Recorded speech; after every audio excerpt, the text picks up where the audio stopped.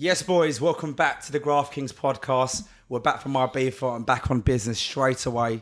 Today, we've got a very special guest. It's Elliot Wise. It's someone that lives on your For You page. It's certainly living on mine, hence why I reached out to him in the first place. I was like, boys, we need this gentleman on. We need it. They didn't even hesitate. So here he is. So welcome to the show. Appreciate you being here. Thanks for coming. Thank you very much, man. Good to see you, man. Oh, that's exactly why we got you on. This is exactly why. You're right. Yeah, the boys will love that. Yeah, the boys will love that. But man, listen, your cross messaging with ours is very, very similar, and I know that a lot of people will gain a lot from having you on the pod. But for those who don't know, who is Elliot Wise? Who's Elliot Wise? I am a very highly driven entrepreneur that has stumbled in to the social media realm. So I never intended to be all over your For You page. But as it happens, the world is changing.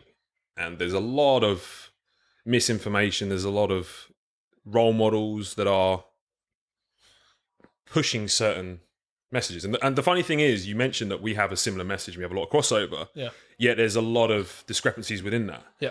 And the thing is, right now, everyone's so lost as to, okay, I'm a modern man in a modern world being told lots of conflicting information for how to treat women, how to run business, how to treat parents, how to live. And who the hell do we look at to direct us and guide us? So true. And lead us, right? And there's very polarizing people out there right now. I won't name any names, I don't need to, who arguably have a lot of good things to say, yet, in my opinion, a lot of things that are destroying and damaging people. Now, I have built several 7- and 8-figure businesses. I have a wife, 2 boys. My wife's a doctor. I have 2 lovely young boys, Morgan and Hugo. And I'm coming from it from a very different angle. Like I said, I've been in the shadows building my businesses, and I've recently come out as a businessman, not someone that made money from social media, to actually start giving my message a little bit, because I believe there's a different way of playing the game. I believe that what a lot of being pushed right now is sacrifice everything for women and money.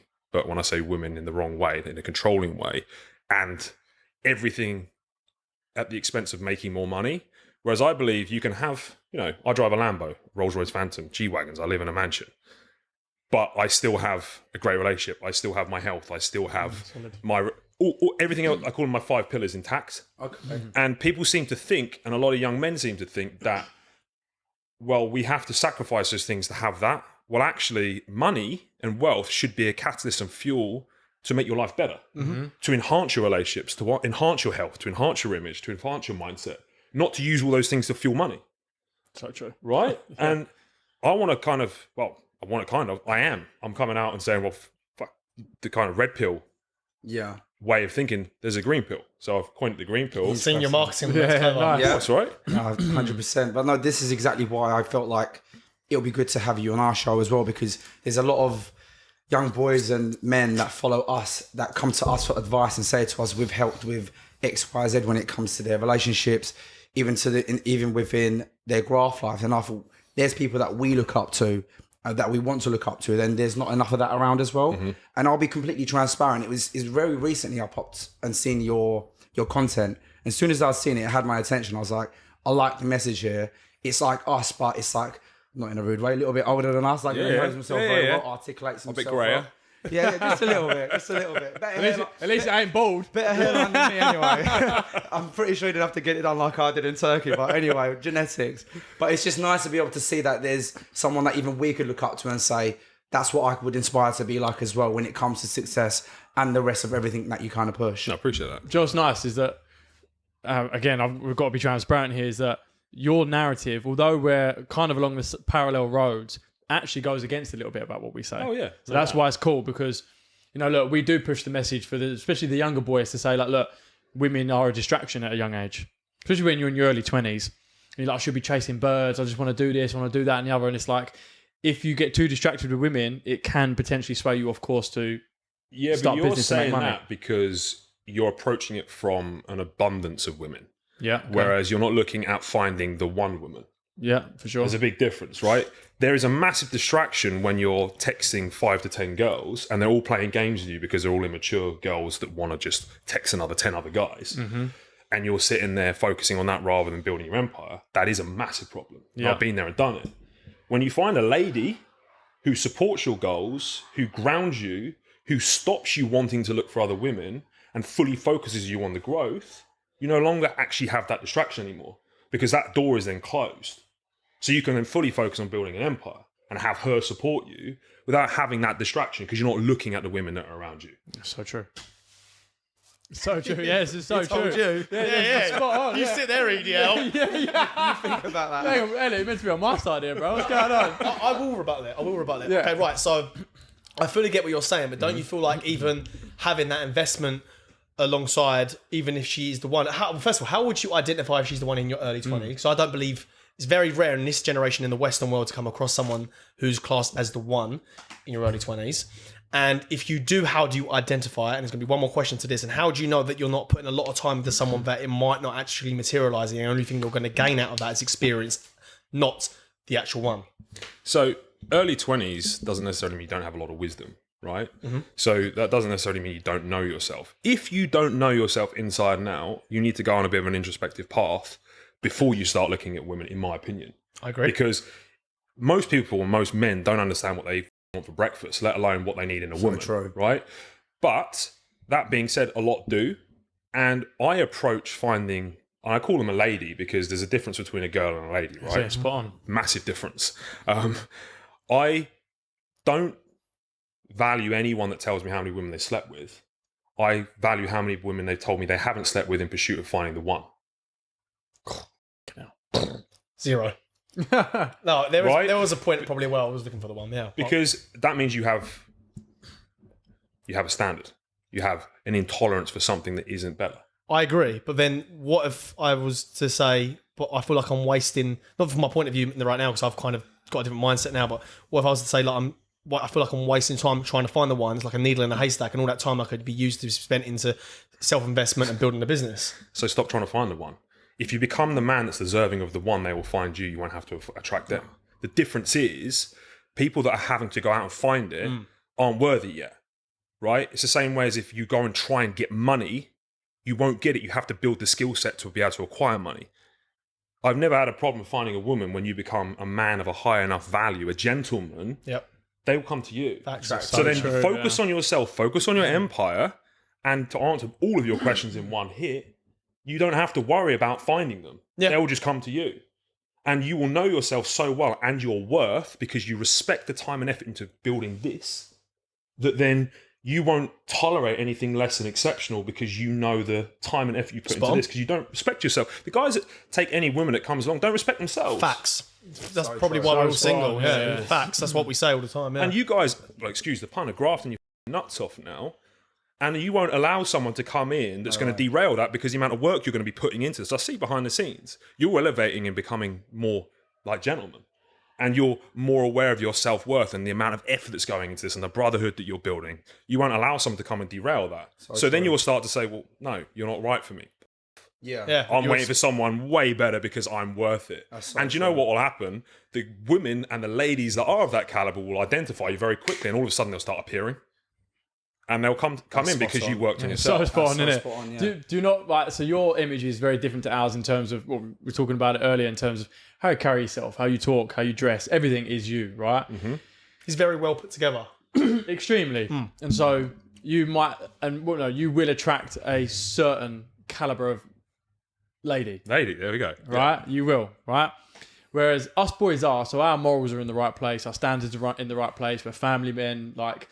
All of that stuff is there in terms of how we would treat the one, right? Yes. However, we're also not silly enough to not understand that some of the images that we portray from the conversations that we have and some of our other channels might in turn prevent that lady from even approaching us because they're afraid of what we're actually like because of what they see on content. I can answer that question for you. But you're the guest. Please, I'll go that off is of you. without a doubt that You're would 1,000,000% happen. right. That's self-sabotage. Yeah, Yeah, 100%. But I don't feel like right. So, like he said, we're not even. none of us are looking for the one. We've all agreed that. That's not the for point. sure. So whilst we're in this transitional period, I reckon the Graft Kings will evolve eventually anyway. It has to. We can't we can't keep saying the same stuff on camera for the next 5 years. We can for the next 2 to 3 while we're building. But eventually we'll all evolve into a different realm where we want to settle down, have families, and the brand will evolve with us as well. And as that happens, the one will appear. I believe anyway. That's what I was going to say anyway, but I don't know if you've got anything to add to that. No. And the thing is, what I'm not saying don't experiment. You also have to figure out, and what's probably more important is what you don't want from life. Yeah, sure. And like, there's no issues with experiments. It's like someone in their early 20s should be experimenting with different jobs, different avenues, because as soon as you settle down and make that decision, I believe you can hit it and stay with it. Like when you make a commitment to someone, stay with it. The problem is we now live in a world where everything's so replaceable because we have the social media, we have the Instagram. I'm guilty of this as well. Even with staff, I'm like, well, I can put a job ad up and replace you. Yeah. The problem is you then don't actually cultivate and nurture the thing and make that worthwhile. So you're always going to be pursuing the next best thing. So when we live in this throwaway society, it is very difficult to figure out what we want and what we should do. But it is also, really important that we do look at everything in isolation, figure out and introspectively figure out whether or not this is actually something we want to pursue, what's good, what's bad. Everything is a test. Of course. Before you make that commitment. For sure. And you're in a brilliant period right now where you can actually start figuring that shit out for yourself. Yeah, man. Which is absolutely wonderful, right? Would you say you had all of that figured out from a young age? Or I'm just trying to understand maybe what you was like in your 20s. Mate, I've made every along the way. Really? Every single one. I've had a lot of girlfriends and I've had a lot of mistakes. And this is why I'm coming from a place where I put everything into making money. I went down the bodybuilding route. Like I wore the skinny jeans, the tight tops, the rosary beads at university. Right, did all that stuff.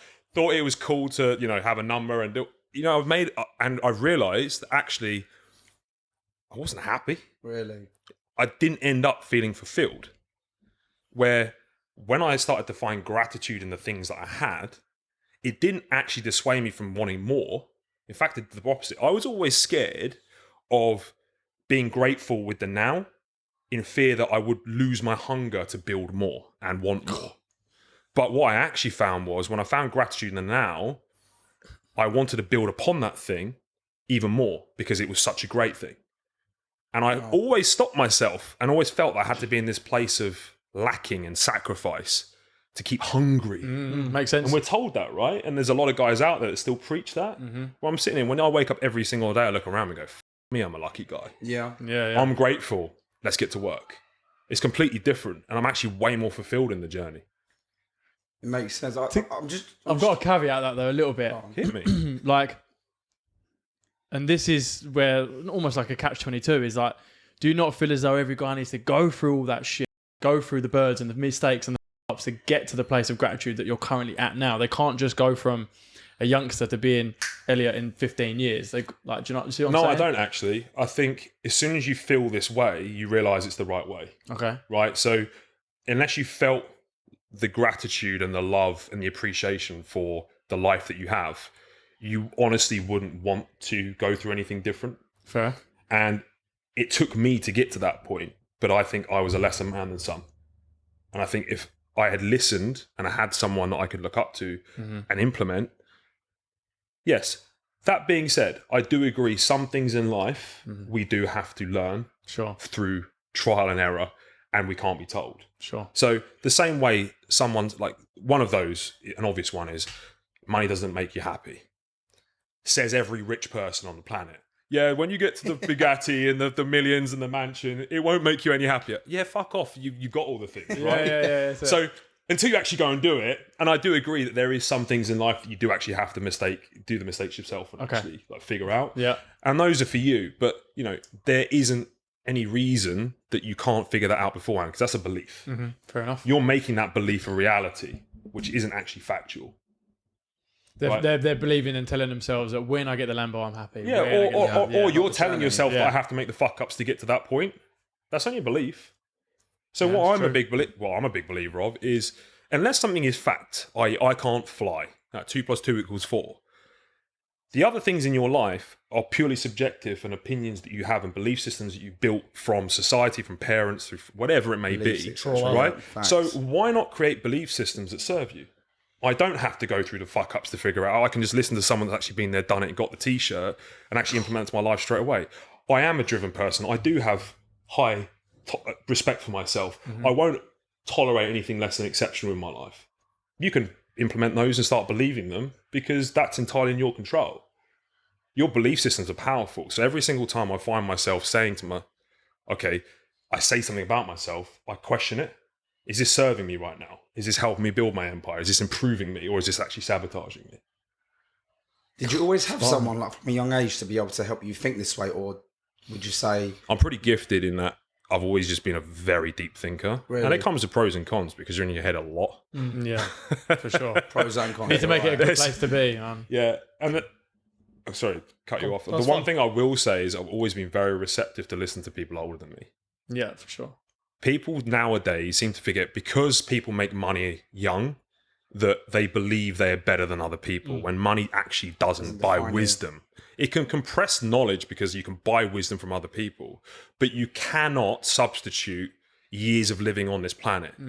And I learned a lot from my granddad, actually. I sat and listened, and every time someone was in there, a bit grayer like me, I would sit there and listen because no matter who they were and how much money they'd earned, they'd always have something that they've experienced that I haven't yet. Yeah, of course. And being open to that was obviously really important for me. So you can find mentors in everyone. You don't have to necessarily find someone that's super successful. Yeah, that's true. Or believe just because you made a little bit of money that you're superior and don't have to listen anymore. Which is I'm seeing more and more with these kind of new money guys that are young. Yeah, I was Like about they to make a say little this bit of money to from me. crypto and then they suddenly don't have to listen to anyone anymore because they're better than everyone else. That's bullshit. Well, you can end up poor, and Yeah. very lonely and unhappy, unfortunately. Yeah, That's I so think true. that's it. That, more than anything, moreover, that they'll end up alone. They'll end up alone and unhappy. Yeah, facts. Yes, boys, it's our first night here in Ibiza. I'm dripped out with a Casablanca tea. Muoti has got us covered, and you as well. If you want to look fresh to death on holiday, boys, then go over to their website. It's 20% off on all orders. It's Graft Kings at the checkout. You can't go wrong. Let's get into it. Why did you decide to come out of the shadows? Yeah, I was going to ask that. Good question. So, like, you was the successful businessman Yeah. that you are, and then you decided to give up your invisibility, and now everyone knows your name. Why would you do that? Some people just want the money, not the fame. Why have you chose to opt in for both? Was it more profitable? It's not more profitable.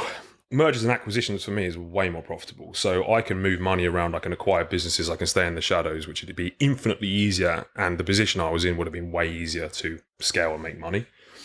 I actually found a lot of fulfillment in helping. So yes, I'm not here being a charity, right? I make money from my personal brand.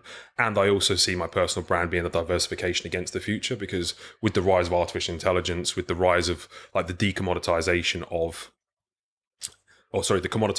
of services and businesses online, the one thing that's going to separate everyone is personal brand.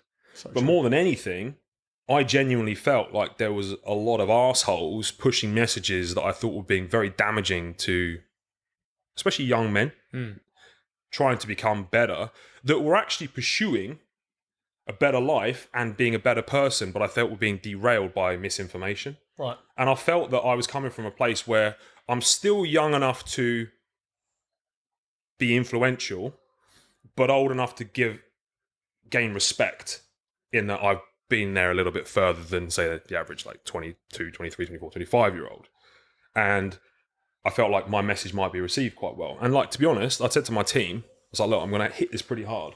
If it's not well received, I'm going to stop. You know, if it isn't something that people, because ultimately you can sit there telling yourself your message is good, but the views and the engagement doesn't lie. That's right. The numbers don't lie. So Yeah, I that's said, it. look, I don't care. One way or the other. Like, I'd like my message to be well received. In fact, if it isn't, then I'm going to be able to go back and make more money behind the scenes. But if it is, then I feel like I have an obligation to push it. And then I started pushing it out and it's just gone into stellar. So the message being well received, I'm going to push more of it. Because the voters, i.e. the consumers of the content, are saying, yes, we want more of it. So that's why I came out the shadows, so to speak. How long have you been in the content game now, would you say, overall? I'd say properly since January of 2024. Since 2020? What? Yeah, like That's Wow, insane. I've been Yeah, doing wow. it for a long time, but I actually actively made it a conscious effort since then. Right. Before then, I had mentorships and I was doing, I was running businesses, but that was just tick over. It was like, oh, what am I posting today? There was nothing behind There's it. no strategy. January was everything goes military, like operations, and I'm now going to treat it like I do all of my other businesses with a whole team, a whole system, whole strategy. It took me 6 weeks to figure out the messaging and what I was actually going to put out. I mean, we got 2 weeks in, scrapped it all. 2 weeks in, scrapped it all. There's like the third iteration. I was like, no, I quite like what we've hit on. Yeah. And then like we run with it now.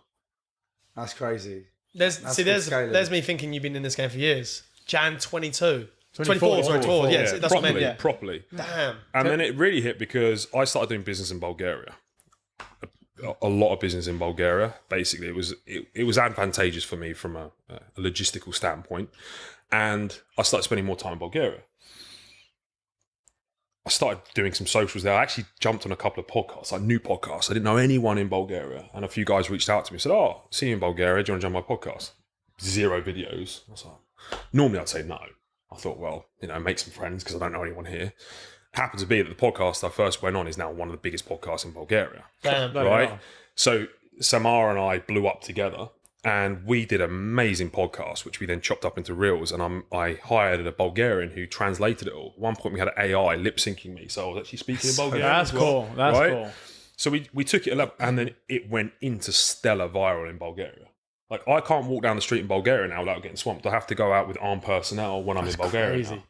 It's nuts, right? Crazy. And I suddenly realised that Eastern Europeans and the young guys there were very family orientated. A lot of them were quite religious. Yeah. They didn't agree with a lot of the red pill messaging that was out there in terms of how, to treat women, and were more in line with my values and ethics. Yeah. And it hit really hard. So I thought, well, and they've got these guys, they're in the lowest GDP country in the whole of Europe, the poorest guys, and they're f***ing hungry to get out of it. Yeah. And we're absorbing everything I was saying. I was like, I love this. I love the energy. I love the way it's being received. And they're actually putting it into action, trying to build something better for themselves. And like I said, we're going all in then.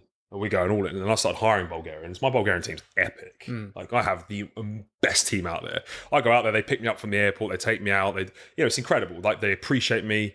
They respect people that are trying to help them. Whereas here, you speak to like the young English guys. Yeah. they couldn't care less. They're arse wiped still when they're 25, thinking that they're entitled and that they should just be handed a 50k a year job with doing no work because some guy they saw on Instagram had a Lamborghini and why don't they? So true. It's good to see your message there is perceived as you articulate it though, because I'm bilingual, I'm Turkish, and I think there's certain things that I can say in my language that I couldn't say in English. Like, so I'm just trying to understand, like, when your message is being translated over, they're actually taking it as that, which is amazing because obviously facts show for itself, the analytics show for itself. So that goes to show the team that you got behind what you do is doing what they need to. Yeah. Because again, like, some things that you just cannot translate it over to another language. No, I've heard some words. They're like, try saying that in English and then try and put it in Bulgarian. They're like, that just sounds ridiculous. You can't it say doesn't it. work. No, you can't say it. No, it doesn't work. What pulled you into Bulgaria though? I don't get it. Like, why there? Because obviously everyone, well, not everyone, but some of the biggest people I know in this game right now, they're always drawn to one of these Eastern European countries. You've got one guy that loves Romania, and you love that Bulgaria. Why these locations? So there's several reasons, right? So from an economical standpoint, if you do your research, there's very good upsides to having your business there. One is that the average wage in Bulgaria is 400 euros a month. So if you're actually trying to get labour and you're trying to scale a business, you've also got highly intellectual labour, though they're all well-versed, well-studied. So especially in our game, when we're producing content and scaling, they understand that world very well and they're fluent in English, really good with tech. It just made a lot of sense. Plus, when you're there, you feel free. Honestly, They're cool countries. Traditional values. Like, True. the second time I went to Bulgaria, I'm rocking up to... It was EasyJet. I go private now because I actually can't go to the airport there because I get swamped. So I'm rocking up to EasyJet. I go to the lounge and I'm always late. So I'm 20 minutes to get to the gate. They're closing. So I run to the gate and get speedy boarding. So my assistant books me speedy boarding. I'm like, right, sir, the queue is coming out of the plane. They're like, you're at the front of the plane. You need to get to the front. So if you push to the front, you'll be all right. Now, if I was on an English flight, me being me, I'm a big guy. I walk to the front, no one says a word. I start pushing down this queue, right, of Bulgarians. I get about halfway down and I start to feel the men in the queue getting really fucking agitated, right? And some guy just goes, "What are you doing?" And I'm like, "I'm standing here." I'm standing behind you. I'm staying right here. And I was like, thank f***, like, men actually say stuff. And I was like, the women are women, the men are men. And I'm like, oh, normality. Yeah, like, yeah, nice. That's how I grew up. So when I'm there, I feel like I'm at home. Yeah. And it was absolutely brilliant. So it's just a nice tradition. It's like being back in the UK 30 years ago. I mean, you probably all haven't been in the UK 30 just years about, ago. just about. Just So about. for me, like, it's like when I was growing up. So that's why I like it. It just feels more natural. yeah, for sure. No one's gone soft. There's no wokeism And they're there. very There's no snowflakes there. Hard. They're religious as well. They're religious. No, they had lockdown there. The men turn around and say, Yeah. like, no one, they're like, we're not staying indoors. What are you talking about? It's like, respect we're it. out and about working. Sod off. Yeah, so true. If I get ill, I go, oh, shove it off. I respect that. Yeah, for And real. like, Why? so for me, when I'm there, it's great. And also here, like, I'm going to say this on this podcast, but in the last 8 weeks, I've been burgled twice. I've been torn apart. Right, in the UK. It's been horrendous for my relationship, because you can imagine how your wife feels when you've had burgled. I'm being watched. I have to have security everywhere I go. It's horrendous, right? I go there and like, okay, I speak to the police. Nothing. First time it happened, the woman that was dealing with it went on holiday for 2 weeks, and the police department said they wouldn't deal with it for 2 weeks. They didn't even ask me what insane. they stole. So everything's sold, right?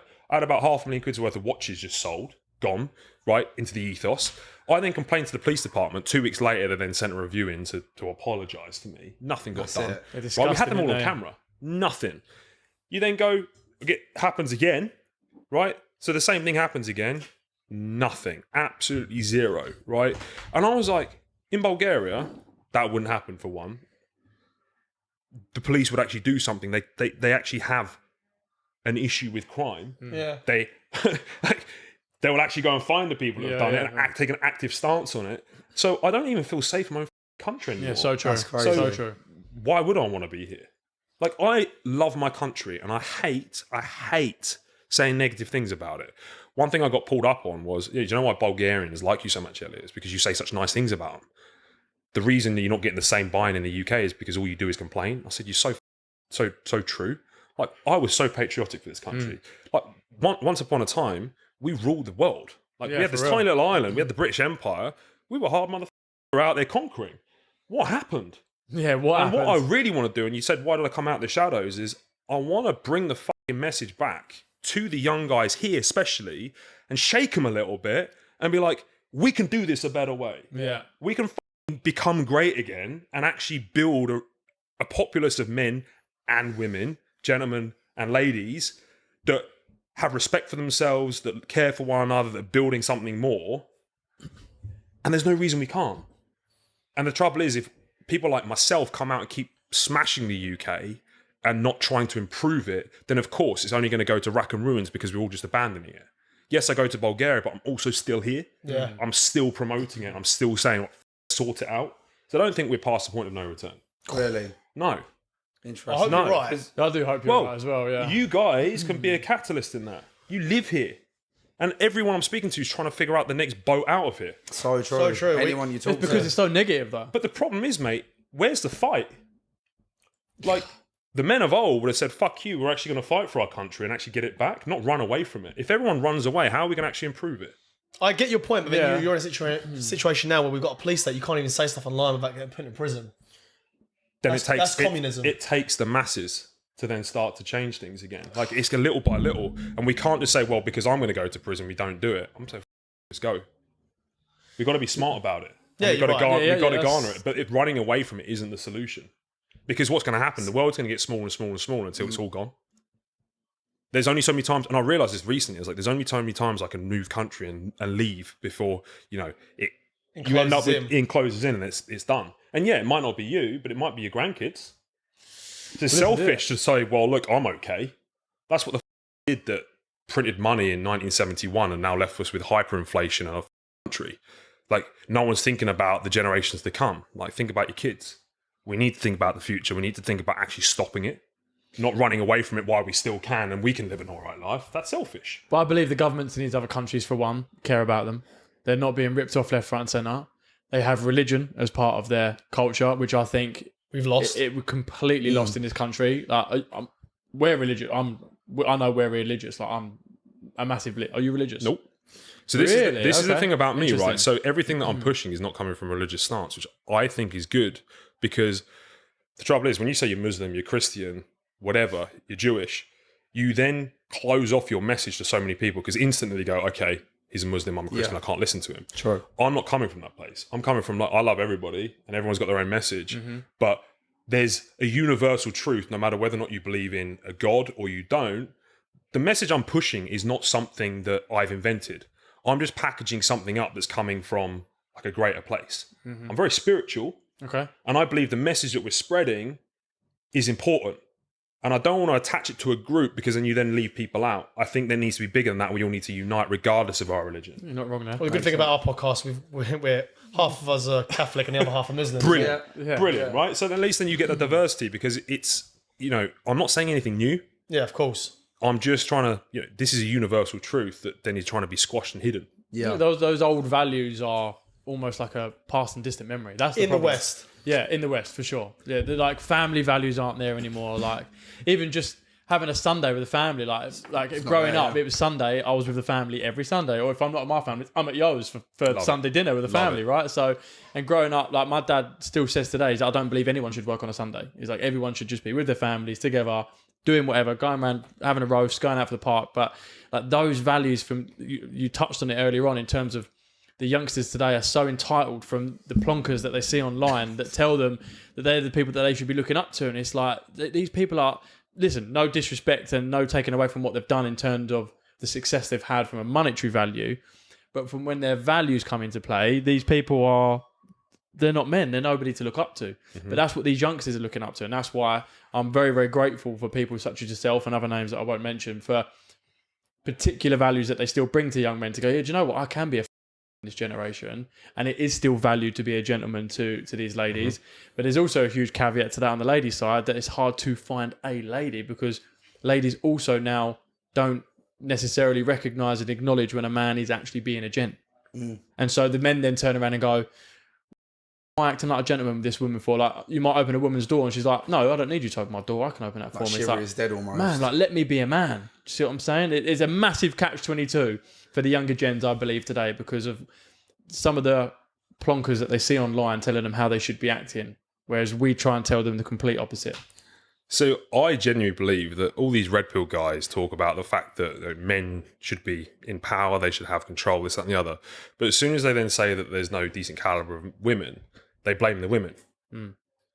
Well, where's your accountability? Yeah, for sure. The fact that women aren't good enough is a reflection of the fact that the men aren't good enough, right? Women will come up to a level that the men is at. If there's a gentleman and she knows that that's all there is, she's going to have to come up to a level that's going to attract that level of man. But if men and boys are something they can attain without having to try, why the fuck would they? So true. The responsibility comes down to you, motherfucker, because you've told everyone, right, that you are some controlling man that can make women compliant. Well, make them comply to your fucking level of tolerance. Up your game first, and then they'll come up to your level. If they've got, one gentleman is going to struggle because there's another slew of men that are seriously low caliber, aren't gentlemen, they can pick from. Yep. But if every man brings up his game, they've got nothing to do but to bring up their game. So lead. Stop blaming them and actually blame yourself.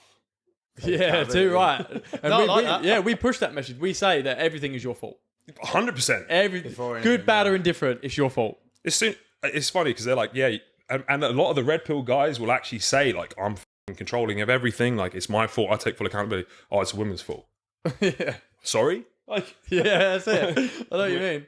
double standards there. Yo, So 100,000,000%. Talking of like traditional values though, I feel like nowadays if I was to turn around and say I want traditionally a nice stay-at-home woman, I want to be able to look after her, provide for her, I want to be the breadwinner, or I just say I like it when we play our gender roles, it's almost deemed as toxic. So it's like, it's almost makes you scared. Not even scared, but like you have to tiptoe around people to be able to say these things because it's almost like a buzzword that if you do claim that you want a traditional woman, that you are a toxic man. So how do you kind of go about that then to say what it is you're after? I mean, is it just by scaling up and leveling up yourself as a man? Or is there a certain way to go about that? Because now you say that, you're a toxic person. No, it's not. So this is the problem where like men are struggling with being a modern day gentleman, right? Because the gentlemen of old did conform to traditional stereotypes, gender stereotypes. You had stay-at-home wife, man would go out and fend for himself. And in today's society, that isn't always the case. Now, as soon as you say women should do this, this, and this, you then run into problems because that isn't necessarily how society works today. If you try and push that narrative completely, you're going to run into problems. However, it is not a problem to say, look, I don't judge any woman for wanting to have her own career, to want to do, her own path, not have kids, build her own empire. I'm all for that. But for me personally, I would like a more traditional relationship. And that's absolutely fine. The problem is these men are trying to impose that on women that don't want it. Right? So what you need to do as a modern day gentleman is to sit down with someone that you like and actually outline expectations from a relationship rather than trying to force it. You don't go, you are this, I am this because that's how it works. It's, we now live in a modern day society. What do you want out of this? Are you happy to stay at home? Because that's honestly what I'm looking for. If you're not, then maybe this isn't for me. Right? It's just the way you put it across. The trouble is we're trying to force old values into a modern day woman. And it's not necessarily what she wants. But there is still a lot of women that want it. So just move on to the next one that does. Yeah. And what it comes down to now is, before, it wasn't a conversation. Sit down and have a conversation. What do you want? What does she want? Is this going to work? Are we compatible? If not, then okay. For me, when I find, when I was looking for my wife, like I said, I went through a lot of bad relationships. Really? And I got to the point where I was like, I am now going to approach the woman I want to marry like I do with my business partner, like I was going to hire a COO for my company. Because I feel it's more important. That woman that I'm going to marry is the most important decision I make the partner up with out of any other decision in my life. Okay?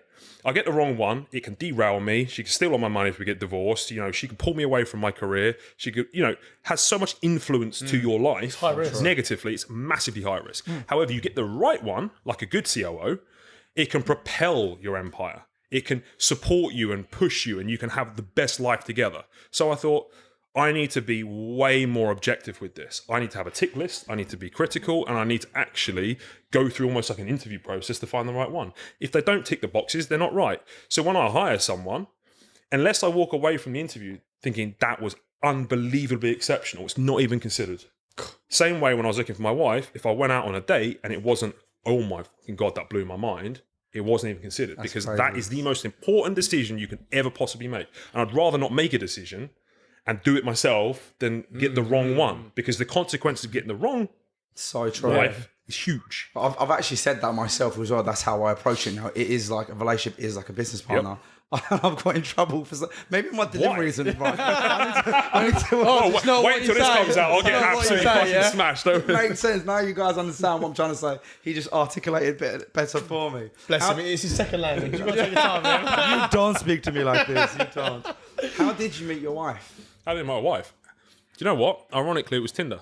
No way. No way. It's funny because we push the boys get off dating sites.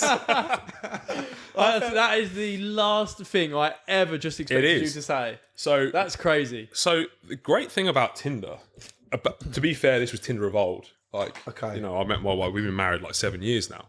So Tinder, I actually wouldn't know. But apparently Tinder's now changed quite a bit. And I don't know what it's like and what it's evolved into now. But back in the day, I was able to hit a lot of my tick boxes just by scrolling. So I had like a criteria. Yes, that would be the kind of surface level. Sure. But I could remove a lot of the issues very quickly that I like red flag, instantly straight away. Yeah. And then, you pick someone's like, my wife is a doctor. She was studying medicine at the time. That was in her bio.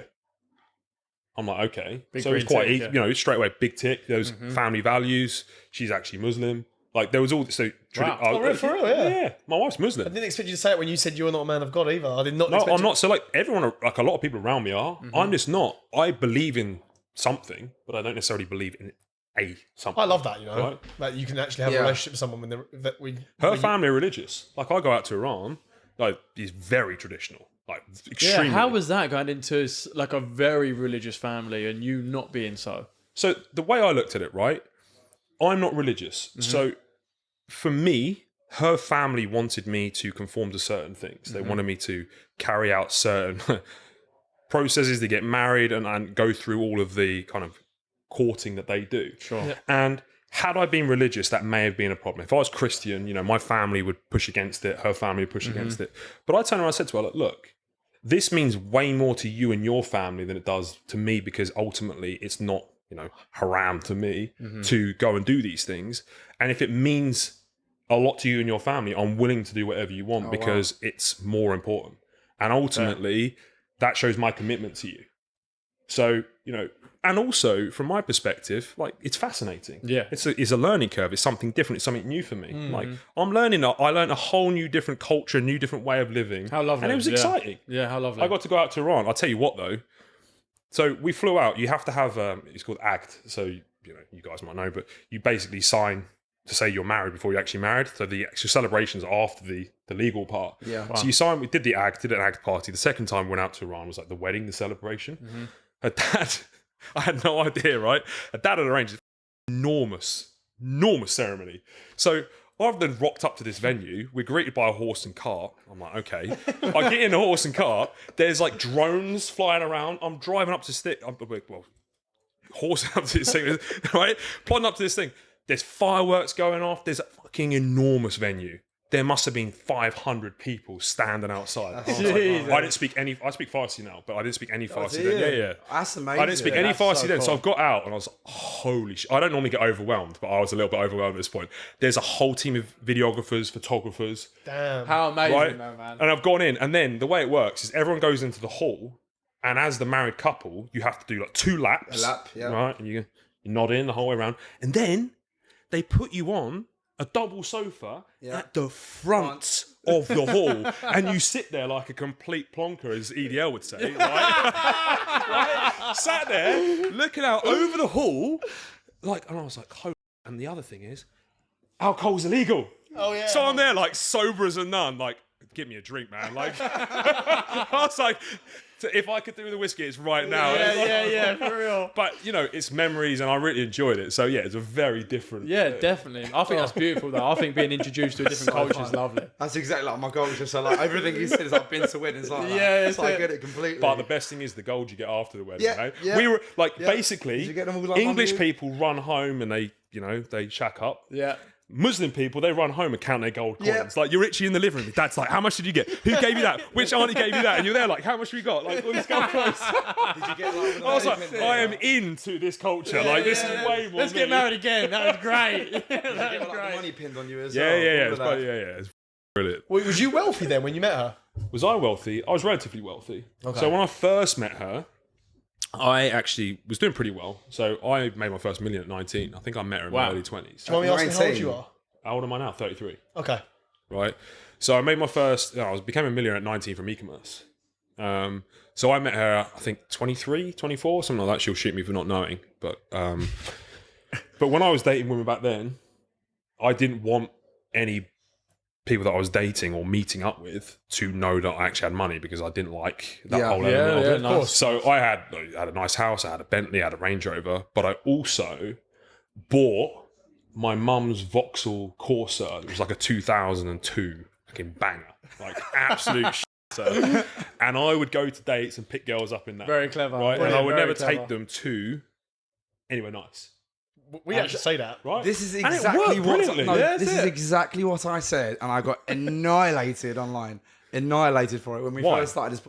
I suppose they just said like, well, why should she want to waste her time with you though? But my theory was, I just don't want to portray this image of like doing the most for you, because then your expectation is already there. When I think I'd rather see if we can get along first in any type of environment we go into. I would like to think with the one I can go into a complete shithole or the nicest place ever, do lavish lifestyle, or go to a nice little pub and have fun and have something to talk about regardless of where we couldn't are. agree more. That's just how I see it. But then when I said that, they said, well, why should she waste her time to get ready, to come meet you, to do that if you're going to take her to a shithole? If you're broke, just say that. All this If you're kind of- broke, just say that. Now, I'm going to sound like a bit of a hypocrite, but I also don't blame women for trying to find men that have money. Of course. Of Right? course, we've The said that. same way a man wouldn't be, shunned for trying to find a woman that's attractive. We like traits in someone, and also money does make life easier. So Yeah. if you can find someone that has money, then it makes life easier. Of course. Right? So I actually don't see a problem in that. Just for me, the same way as you said, I wanted to be with a woman personally that can also deploy humility and also actually be around things that aren't necessarily flourished in wealth, because I have a relatively poor family. I don't come from a very rich background. You're going to be exposed to my family. You know, I'm now I'm upgrading them and leveling them up. But at the time, you know, my mum still lives in a council house, or did live in a council house, right? So I can't have a woman that's going to not be able to handle that life as well, and also like look down on the fact that they might have a car. I agree. I don't want that. That was me personally, but I don't blame women for wanting that, because I do think that why would you make your life harder if it doesn't need to be? Because, you know, if you are a lady or a gentleman, you can attract pretty much anyone that you want. So tick as many boxes as you can. Yeah. Be selfish. The thing is, no one else has to live with that person other than you. Not your friends, not your families, not your Instagram followers. You have to wake up next to that person every single day and the consequences of being with that person. So everyone else, make your own tick boxes and pick the right person. And make sure it's as easy as possible. Like, don't make your life harder than it needs to be. That's ridiculous. So true. Like, having money, having good looks, being a good person, you can have those things if you are that. True. Right? So I don't blame them. Yeah. I just didn't want that. I basically wanted to say, well, to start off with, can you be someone that can be around this? Can you still find me attractive? Mother to my And children next time with I'll this. come up with the bent. How long did it take before you told her? It was a second date. So obviously from the first date you just knew then. Yeah. Okay. Yeah, How lovely. Yeah. How Right, lovely. completely different. Like, it was, you know, I said, if I walk away from a date and I'm blown away, Yeah. all we talked about was family values. Lovely. I love that. Right? Yeah, I that love was the main thing. She's so close to her parents. At that age as well. Yeah, That's crazy. she's so That's close to lovely. her parents. Well, you know, a lot of women do come from really solid families. I have personally found that when a woman has actually had, you know, issues, for me, family comes before everything. That's the most important thing on the planet. Whether that be your blood family, your extended family, you guys are family, right? You got to look after them. And if you come from a family that's broken, it's going to be harder for them to actually understand those values. So once again, why make it harder for myself? I'm just going to find someone who's got family values. That was a big tip for me, right?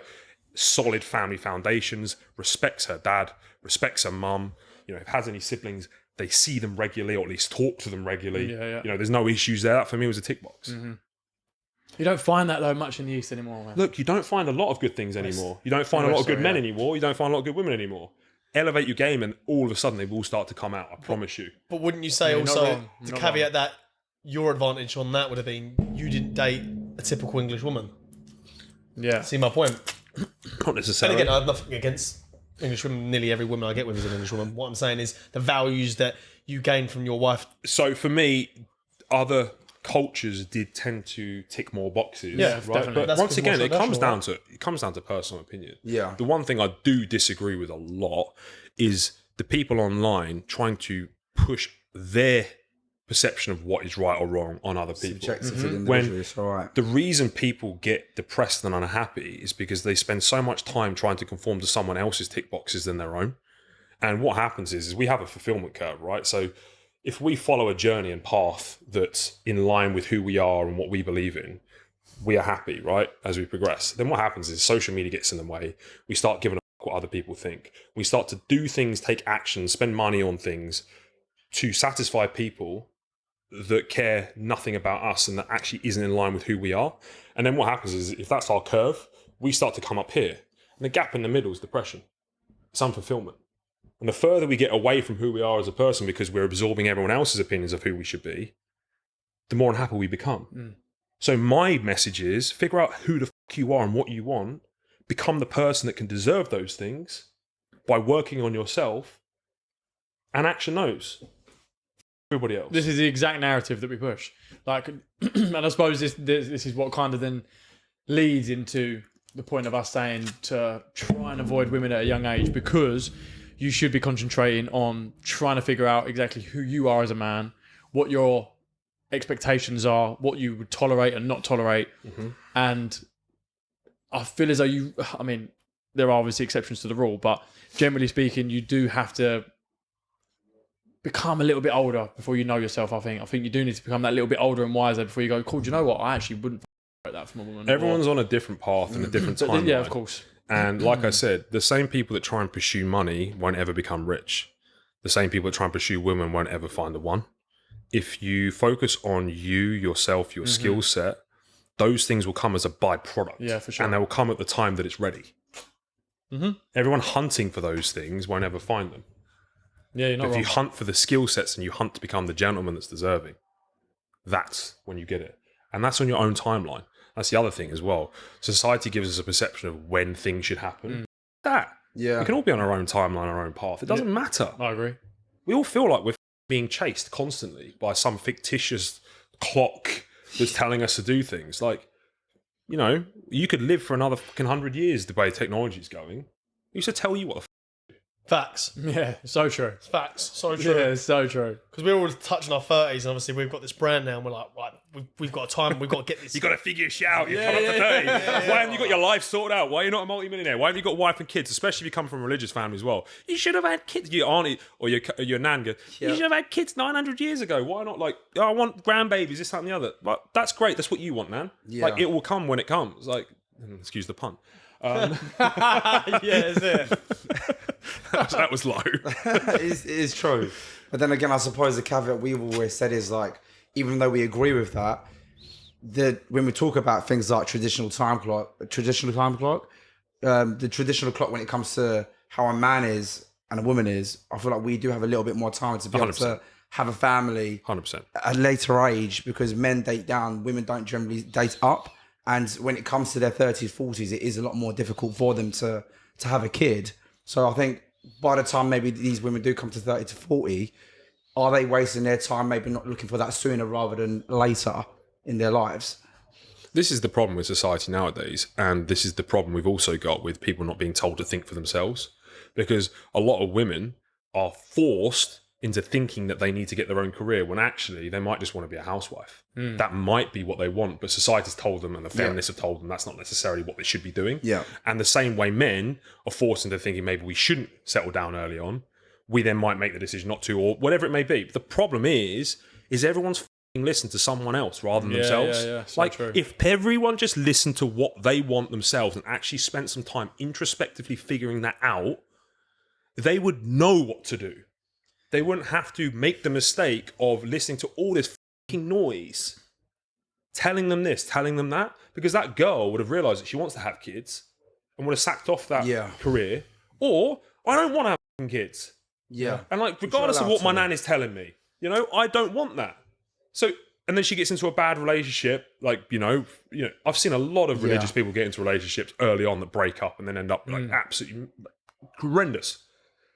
But that's not what they wanted, but they listened to other people. Yeah. But I think to know yourself and the level that you're talking about takes a certain level of real almost self-critique and like deep thinking that most people are afraid to go to. Most people are afraid to look at themselves in the mirror and go, what the f*** do I want to do? Because not even necessarily, well, I suppose it does come from societal pressure, but it comes from social media. It comes from looking at other people's lives thinking, I should have that by this date. And so therefore they conform and go, cool, what can I do to get there? Whether that be the traditional route or whether that be, I want to be a boss bitch and be on yachts. And Let me ask you this, all three of you. When was the last time you turned social media off for 2 weeks? Never. Can't do it. Right? So if anyone's struggling to figure out who they are and they're not necessarily feeling happy, I just think turn all social media off for 30 days. If you can, move yourself out of the current environment that you're in, because it creates loops that trigger certain thought processes, and go to somewhere that's neutral, where you're not going to be triggered by certain things. If you haven't got that, just stay away from as much external media as possible and actually spend time writing down your thoughts, your emotions, your feelings, how you've got to where you are, whether or not you're happy, what things have made you be happy, what things have made you sad and unhappy or maybe unfulfilled, and actually start to think about how the f*** you've arrived at this place. Social media is there to distract us from how we feel, to stop us thinking about how we feel, because that makes us more controllable. If we suddenly realise we're in a society where we're not actually happy, we might actually start questioning government agendas. We might start questioning what's going on or why things are happening. But the whole time the gladiator games are on and we're absorbed in this, so we don't think about ourselves and whether or not we actually like this whole thing that's going on. And that extends from government all the way through to just personal stuff. Yeah, for sure. So if you are in a position where you are struggling, you're struggling to figure out who you are, and that's not just young, that's also very old people as well. Take some time away.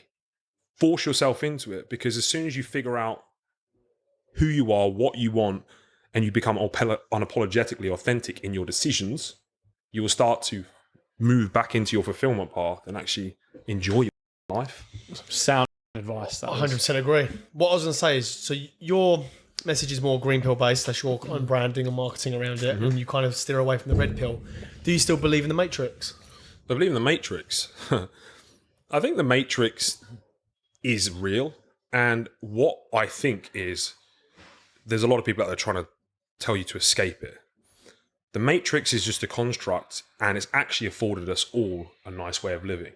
And it's just a set of rules. It's a set of things that we have to live by. We wouldn't want human beings without structure and rules. I agree with that, right? 100%. And if you're smart enough to figure out that we are in a game that you are an engineer of, you can start to create a game that you want to play, right? And the trouble is, everyone's also trying to create a game that they're trying to finish. Now, let me ask you this. What game is good when your mates come round, you're going, well, we've completed it? Were you going to sit there and play? Create a game you never want to stop. This is what we're So that doing. you can wake up every single day and continue to play that game with the people around you that you don't want to run away from or complete. Because then what? You make me so more dead. confident in what we're doing right now. When you're saying that. so I'm much, just sitting there so smiling, much. going, this game is sick. I love this game. There you go. Yeah. That's what I said, though. We're so blessed to be able to even just do what we're doing, regardless of what lengths this goes to, because this was the first time that I'm doing something in my life, or we are, where I'm enjoying the journey, where before it was, what's the end goal? Like, how do I get there? So I think I said we're very lucky to be able to feel the way we do and experience what we're doing day by day, because we love what we do now, which is what I think a lot of people struggle to find, because they're chasing something that they don't even know if they should be. Yeah. I.e. money, they chase that rather than what they're good at, or leveling themselves up, you know? Yeah, but are we lucky, or we just got the bollocks to do it?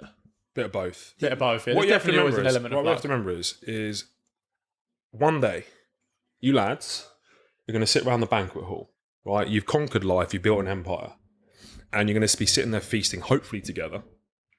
And you know what you're going to talk about? The journey. You're going to talk about today and the fun times you had, and the struggle, the hardships you went through, and the fact that you got to do it together. You won't be talking about the turkey that's on the table and the goals that you've achieved, the thing that you're chasing now. And if you're blindsided enough not to be grateful in the journey, Yeah. you will spend the whole thing not appreciating the one thing that you're doing it for, which is the journey itself. The goal is irrelevant. Love that. That gave me Because goosebumps. That actually just gave me absolutely goosebumps. Do you know why I love Fucking hearing it hell. coming out of your mouth? Because I know we have these conversations off camera. Yeah, that's right. Yeah, And we say, the journey's amazing. I love this, and we'll look That's back all that's on this. important. Yeah. And do you know what's lovely as well, of what both of you just said there, is that now I know us boys in terms, like, we have a goal in terms of, like, I think our goal is pretty broad, which is nice. But, like, touching on what you said then, Elliot, is now I don't know what our end goal is. Because I do. Because we're starting so many different things. I do. Because we're starting so many different things, and like so many different ventures are popping up now. Now we're looking at, getting into this and potentially getting into that. And we, like, one thing that always gets me excited is that some of the best days of your life haven't even happened yet. And I'm like, I've had an amazing 29 years on this earth, and I feel as though now it's only just getting started. And like, to think where we could possibly be in the next year and 2 years and 5 years and so on and so forth. That's what excites me. And I don't sit there anymore and think, I've got to get to there. I'm like, do you know what? Let's see where it goes, man. Let's just see where it ends up. Let's see where we get to. Go on then, bruv. Go on. I do. All I was going to say is what we're doing now on steroids. So basically what we're doing now with like hundreds of thousands of pounds coming in. Because there's nothing I would change about this situation right now apart from having more money. What would you change? I still fly to the same locations, but I'll probably do it in private. I'll probably roll to the same clubs, but I'll roll with security. Because we did say as well, like, even if you're successful or not, you strip everything away. The conversations are the same. Like, how we treat each other is the same. Yeah. Nothing really changes apart from money's just going to be able to give you flexibility and freedom to be able to do things in a more nicer way. Even if it doesn't change you, but who doesn't want to be in a position to help their mum or their dad or their loved ones, or be that inspiration to their kids? Apart from that, strip that away, you're still the same person. Yeah, Which is 100%. which is why, like, when we started doing what we're doing, it's like what you said. I started to get more fulfillment out of the messages we get from young men that message us and go, you actually helped me with my relationship. I used to do X, Y, Z, and I don't do that anymore. I used to smoke weed and I don't do that anymore. I was anorexic and I go to the gym now. That meant more to me than the first paycheck we ever got from our sponsor. Oh, A lot more, 1,000,000%. which is why we started a community as well.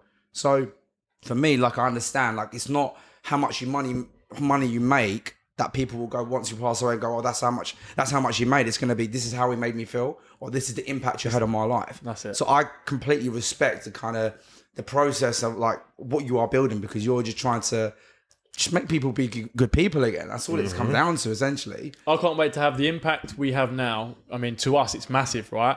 But it's on a small scale. I can't wait to have that level of impact on a global scale. That's what I can't wait for. I can't wait for the new gens to start coming through and discovering and go, oh my God, you need to follow this guy and these guys and listen to their message. And like, that's what I can't wait for. I can't wait for those messages to come in the hundreds rather than the tens on a daily and stuff like that, to see like what we're doing is having a genuine impact on people's lives for the better, male and female. That's what I can't wait for. What's your goal now? You're rich. That's what I was going to say. That's literally my next question, to say, look, you're well put together, man. You're rich. You've got a wife. You've got kids. You've got an online presence. Like what? Like when you're not here, like what do you do now?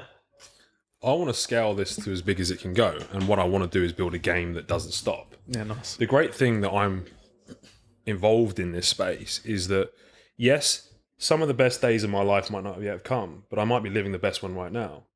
And what we have to remember is it might be the last time we ever get to hug someone or we see someone or do something. And we have to remember that I appreciate every single day, and that's more important than figuring out what the goals are. But I just want to keep going. As long as I can wake up every single day with purpose and I get out of bed and I feel like I'm making a good impact on the planet and I'm improving myself and others around me, I'm playing the game I want to play. And I don't want anything more than that. Yes, I want to see progress. Unless I see progress, I'm not happy. But it doesn't necessarily have to be monetary. So the other thing as well is when I look at the end of a month, I always weigh up the progress I've made. And now in my 20s, I would have said, did I make more money this month than the last? That would be the metric that I would apply to say whether or not I've actually progressed that month. Now I look at, okay, did my relationships get better? Did I figure out something about myself that I didn't realize before? Did my health get better this month? Did my wealth get better? Now, if my financials went backwards, but the others went forward, I would look at it like a net win.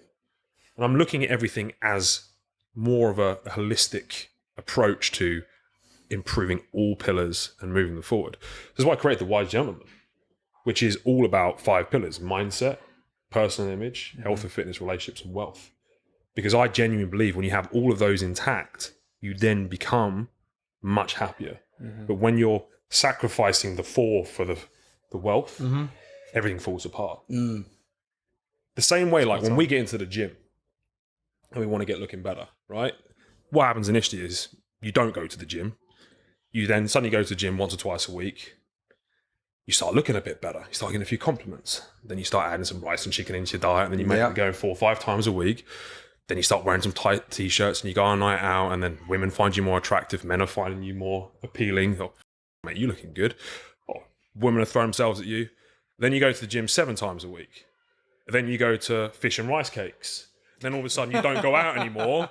And then all of a sudden you are a recluse that's depressed because you're hungry all the time and you're taking all the gear under the sun and your emotions all over the place. So the reason you got into it in the first place is then the thing that you end up sacrificing to pursue that thing. So true, man. Yeah, wow. Right? So true. And money's exactly the same. So we have to be conscious of the fact we can't lose sight of the mindset, the health and fitness, the image, the relationships that we wanted the money for, because what ends up happening is you set these financial goals and that becomes the core of your world. And then if you don't hit those goals, you're depressed. And then you stop spending time with your mum. You stop seeing your brother and your sister. You stop being a good boyfriend to your girlfriend. You stop worrying about your health. You get out of shape because you are focused fully on making money. While that is important, not to focus on the other things in your life is pure laziness, because I am fucking walking proof that you can do all of them. And that's what I teach people. And that's why I want to push the message and say, look, there's a better way of playing this game. You can do all of them. To not do them is an excuse. Don't be a lazy motherfucker and actually implement those things too. And what you'll find is when you bring all of those up, your money will go even higher. Do you feel like you I left? feel pumped. Do you feel like you've left anyone? I feel gassed. Fucking go, yeah. Didn't want to run. Let's go now. Let's go for a We've got run right community now. to Yeah, build. let's go. I was just gonna say, like, do you feel like relationships has changed as you've become more successful and found yourself? Well, found out who you are as a man and come to these levels, like, i.e., friends that you were close to once upon a time. What you'll find is I now have a lawyer and retainer in both in Bulgaria and the UK. With the success comes a tremendous amount of jealousy, a tremendous amount of fluff, Yeah. yeah, tremendous amount of people wanting to drag you down, and friends of old that are more focused on money than relationships will suddenly start to change. So what you have to realize, as you evolve as a person, so will your network. That's just the harsh reality of it. I wasn't aware just how much it would change and just how much it would impact me in a negative and a positive way, because the circle and the friends that I now have are insane. So my friends from America, I'm friends like Keith and Chris, and Keith owns a law firm in Florida. He's a 59-year-old guy. He's mega successful. He's like a brother to me now. His wife Kristen is like a biohacking esthetician in America, super successful. They flew over. We spent 2 weeks with them. I've got Matt who sat over there. He's a hyper successful guy from Australia. He's flown in to see me. You know, I live the best life in the world, but that hasn't come with also the other side of my network trying to scam me, tear me down, put litigation against you. It's a double-edged sword. So you have to realize with the rise of success comes also a change in environment, and you're going to get attacked. But that's okay. Yeah. There's in nature, there's always a balance. There's always positives and negatives to everything that you do. And That's yang. the yin and yang. You just have to accept it and roll with it. The more you can be prepared for it, the better. But you just have to be open to pivot, adapt, and be diverse. Like we know, we don't live in it's not the survival of the strongest and the fittest anymore. It's the survival of the most adaptable. Most adaptable, did you say? Yes. Yeah, wow. Suppose it's true what they say: more money, more problems. Oh man. Sorry. Yeah. You have no idea. I was actually wanted to ask a really rich person that question. Is it true? More money, more problems. Like, I suppose it must be. 100%. It's a fucking headache. And I can see why a lot of billionaires end up selling everything.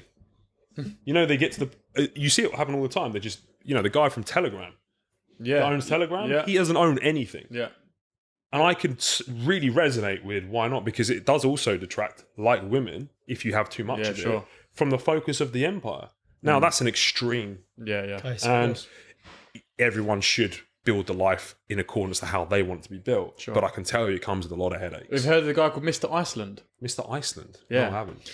So he was an extremely successful banker, and he started one of the biggest banks out there in like the Nordic regions. And he got to the point, and very similar to what you said earlier on, he was just like, I'm so happy. I was like, this is just like, although I've got all the money in the world, I've got my family, I've got my kids, he's like, I'm spending no time with them. I'm just in here working 7 days a week, 24/7. He's like, even though I've built it up to be $1 billion business, whatever the case may be, this is no fulfillment. Got rid of it all, sold it all, moved to Iceland, opened up a farm on a ranch, and now just lives out there with his family in the wilderness. And he's like, it's the best thing I could have ever done. And he's like, and he opens it up now to people to go and stay at his ranch. And he's like, this is how like our ancestors used to live. It's like, this is essentially how. So this is humans where should I would live. actually sit down with him, and if I was mentoring him, and I do mentor 9-figure guys that reach out to me because they see my lifestyle, Yeah. and they say to me, Elliot, like, I can't say names because a lot of them are Sure. very, very successful, very private people. Sure. This is me, Elliot. You've managed to figure something out that I never could. How did you live the life that you're living while also creating the wealth that you've created? Because I'm unhappy. I've got a 9-figure business. I'm worth $1 billion. How the f- do you do this? Because I haven't figured it out. I'd argue with Mr. Iceland that he made an extreme change. Yes, it's helped him, but had he just focused on some of the other pillars in his life, he wouldn't have had to actually have to run away from it. Running away isn't normally the answer. Sure. It's just looking at it and making changes that are actually going to help you elevate the problems or alleviate the problems by viewing it with a different perspective. And the problem is we're just being so inundated with the wrong messaging that we're unable to see the wood through the trees. It just takes a different angle. I suppose you said, perspective is everything, isn't it? Do you ever wake up and Perspective's just think there's so much pressure on your shoulders? Truthfully. Yeah, it can't be easy. Like, because the way you say it is like you're the last person anyone comes to for help. Like who does Elliot go to if he needs it? Like, do you know what I'm trying to say? I Quite get an it. emotionally intelligent guy, aren't you? Are you an empath? Wouldn't say so. I don't know what the question was. The question? Are you- An empath? Do you pick up on other people's emotions? Yes. Yeah, you do. Do you know what empath in my head was something else? No, I would say so. Yeah. Do you find that if you're around positive people, you feel more positive? If you're around negative people, you tend to 100%. you absorb it. Yeah, so you picked that up. I haven't even said that, but you've managed. I have a tremendous amount of pressure. There is nobody else in my life that I feel like I can go to when I have a problem. Wow. And that's ultimately, I am the person of last resort for my family, my team, my friends, everything. But I also wake up every single day knowing that is my purpose. Wow. And That's what drives although you. that's a tremendous amount of pressure, if I don't get out of bed, I'm letting everyone else down. So yes, it is pain and it is pressure and it is a lot of worry, Yeah. but it is also my inner drive. Wow. Okay. And so- motherfucker, you can steal from me, you can rob from me, you can try and tear me down, but I am fucking difficult to kill. I will not stop because I can't. Because so many people rely on me and the message that I'm pushing is not going to stop. I don't give a Like when I got burgled again, I landed in Bulgaria. My wife, my phone loaded up. Wife's like, we've been burgled again. She's distraught. I had to fly home and sort that all out. I messaged my entire team. I kind of told them roughly what had happened. I said, we do not stop. I don't give a shit what anyone's done to us. We do not stop them. Love that. We do not. What's the alternative? What is Yeah, the so, yeah. alternative? I'm not allowing them to Right, win. yeah. So right. And yes, there's pressure, but when you are the person of last resort, when you are everyone else's safety net and you've not got one, get the up and get moving. Yeah. yeah. So I thrive off of that. You don't have any other options, I suppose, do you? That's what Well, surprises me that you don't. perspective. It does surprise me that you don't necessarily almost hold yourself accountable to a higher being to go like, I understand the mission that you're putting me on right now. So I have a friend, Maxim, in Bulgaria. He's actually a preacher. Okay. We spend a lot of time together. He owns his own church. Nice. He even said to me, we're in the back of his car. He went, Elliot, it's like, do you study preachers? I said, no, Maxim. He said, you sound like one. And I said, look, Maxim, you know, the messages that I put out are very similar to the ones you do. Mm-hmm. I genuinely believe that I am talking from a universal truth. I just don't attach it to a specific religion. Yeah. It's the same message you put out, the same that ones that Muslims put out.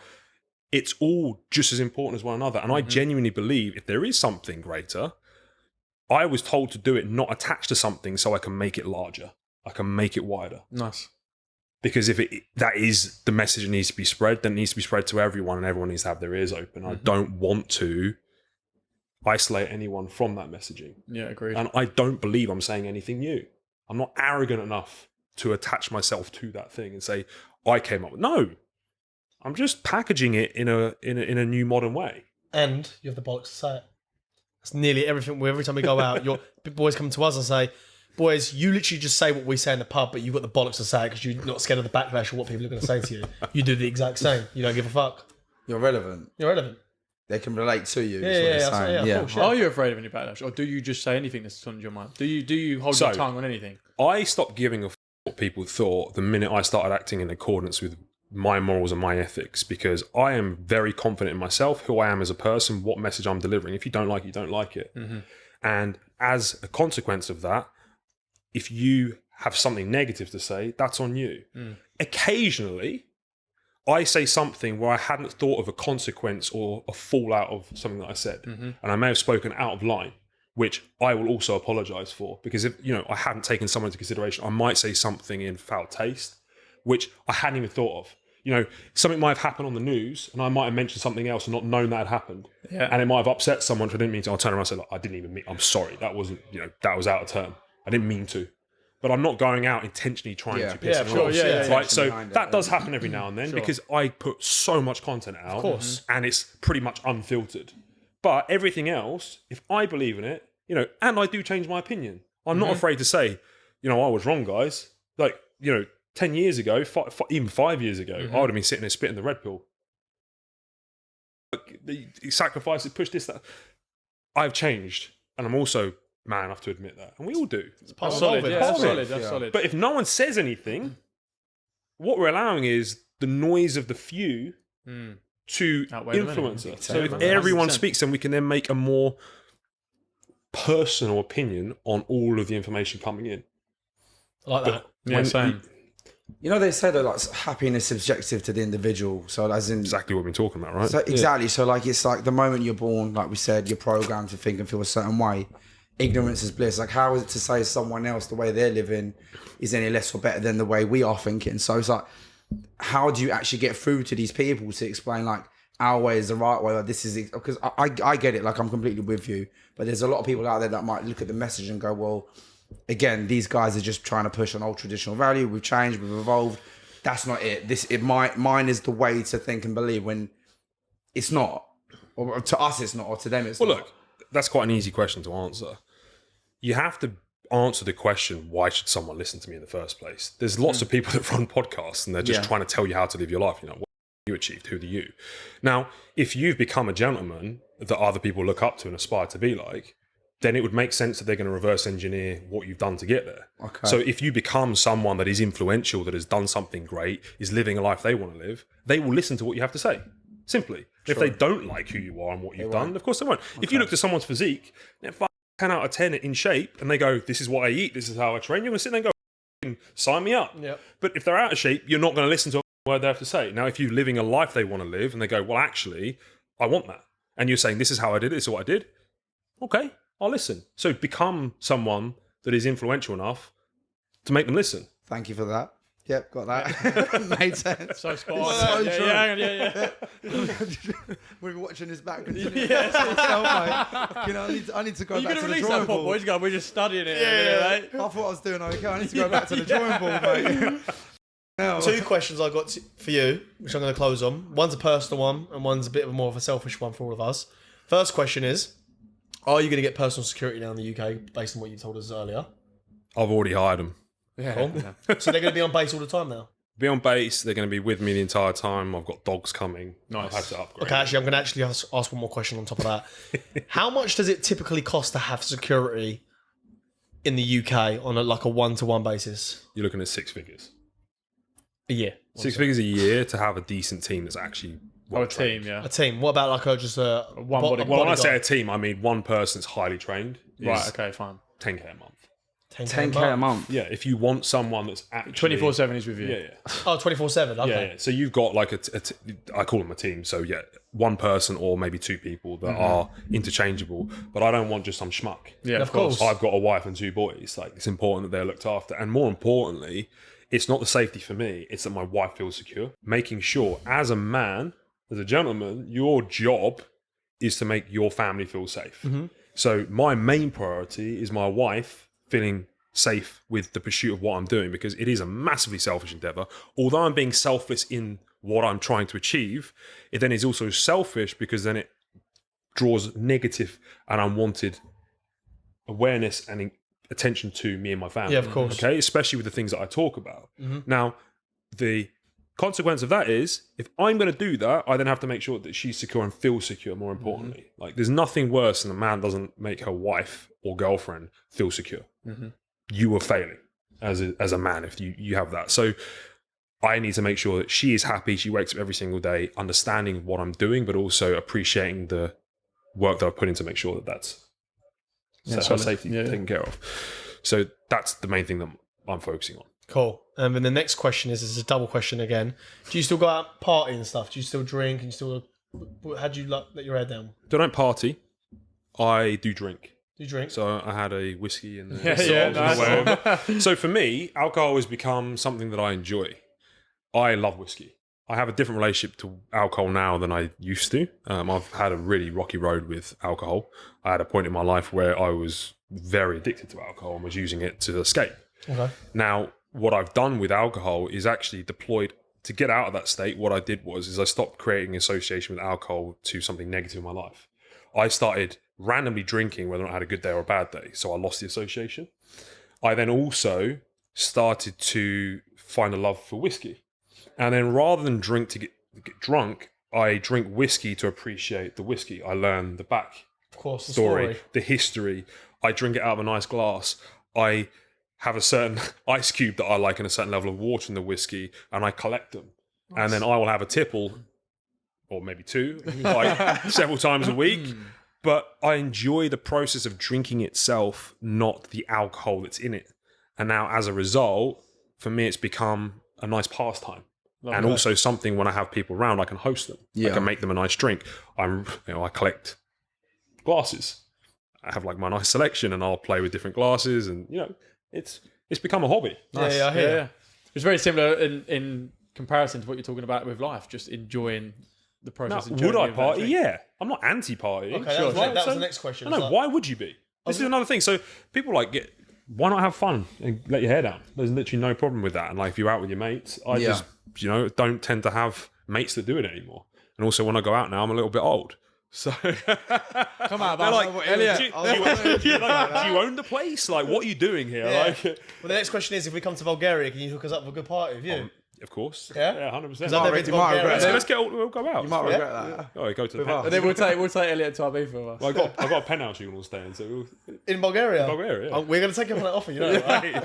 You said it here on pod, so... As long as you vlog it. That's what we do. Is the Pope Catholic? Of course we're going to vlog it. Okay, that's cool. Elliot, closing statement. Like, I want you to... how can I word this? I don't know, it's your question, mate. Yeah, thank you very much. Thank you. Come on, EDL. Yeah, for the EDL brothers. No, for all the brothers. A piece of advice that you would give to your sons about life with like a closing statement. Can you give the rest of the boys? Stop thinking about how other people want you to live your life. Start being conscious of what you want as soon as you possibly can.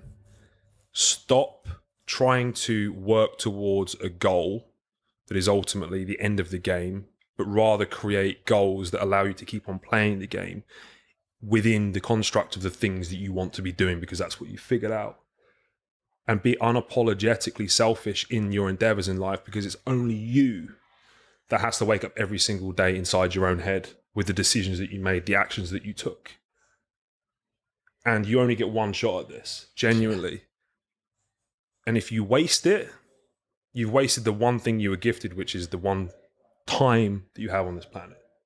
And it's really important that you don't squander that at the expense of someone else's infliction of misinformation or want an imposition of what they want for you. Be you, live your life as you want to live it. Stop trying to chase yourself to the end. Wake up every single day in gratitude.